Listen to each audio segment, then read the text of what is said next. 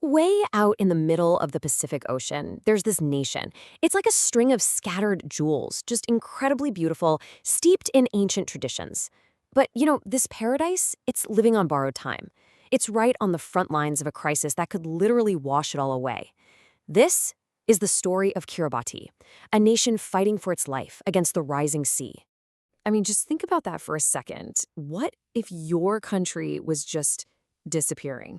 It sounds like something straight out of a sci-fi movie, right? But for the people of Kiribati, all 119,000 of them, this isn't fiction. It's a slow-motion reality, a relentless tide that's threatening to take away everything. Not just their homes, but their entire history, their culture, their very identity. And look, this isn't some far-off prediction for the future. It's already happening. Back in 1999, two of Kiribati's small uninhabited islands, Tubuatarawa and Abanua, vanished, just gone, swallowed by the waves. Now, thankfully no one lived there, but their disappearance, it was a terrifying warning shot, a preview of what could be coming for the rest of the nation. Okay, so to really get a grip on the crisis they're facing, you first have to understand the geography of this place. And trust me, it's almost unbelievable. Kiribati is a land of stunning contrasts, where this breathtaking beauty and this extreme vulnerability are just completely tangled together. Here's a wild fact for you. Kiribati is the only nation on the entire planet that exists in all four hemispheres at once: northern, southern, eastern, and western. Yeah. Its islands are spread out so far that back in 1995, the government actually had to have the international date line moved just so the whole country could be on the same calendar day. And the scale of this place, it's just staggering. We're talking about an ocean territory, their exclusive economic zone of over 3.4 million square kilometers. To put that in perspective, that's an area larger than India. This immense expanse of water is what defines them. Kiribati isn't just a nation with a coastline. It's a true ocean state, a giant of the Pacific.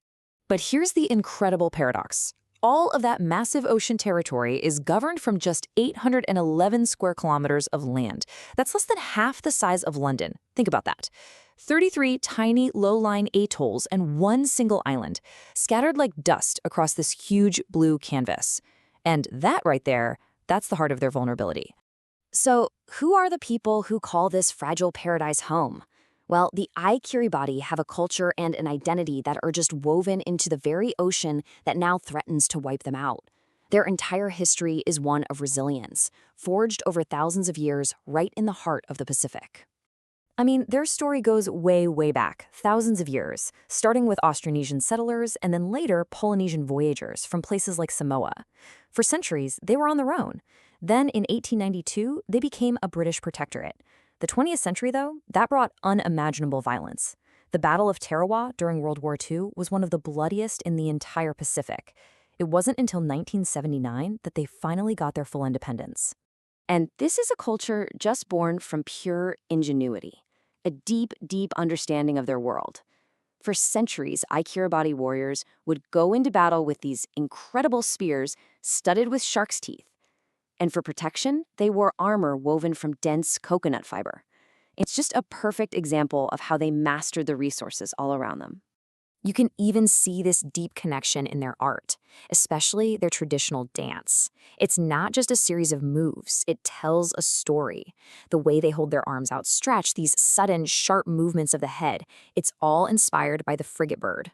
That bird is central to their mythology. It's a symbol of skill and endurance. It's even on their national flag.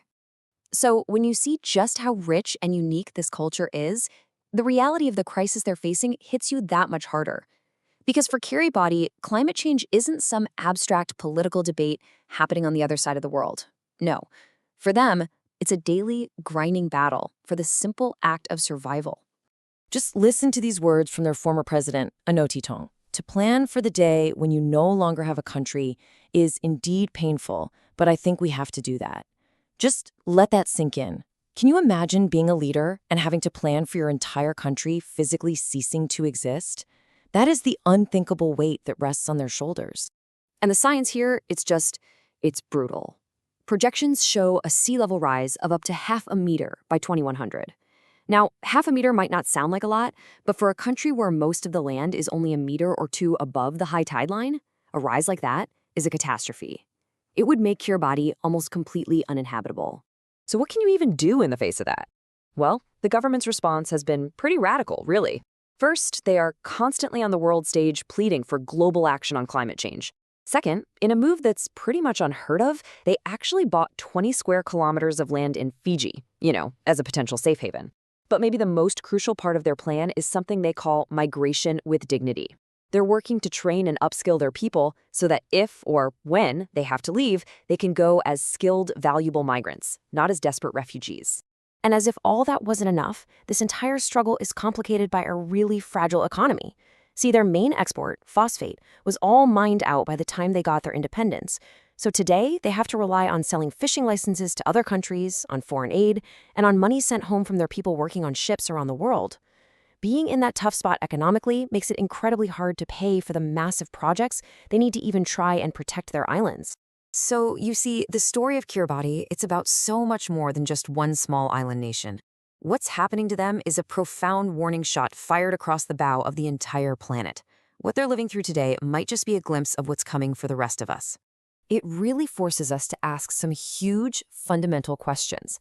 I mean, what does it even mean to be a country if you have no land? What happens to your sovereignty, your seat at the UN, your national identity? What happens when the very ground beneath your feet is gone? These are the completely new, uncharted waters that Kiribati is being forced to navigate for all of us. And that leaves us with this one final, really heavy thought. The people of Kiribati, they're not just passively drowning, they are fighting.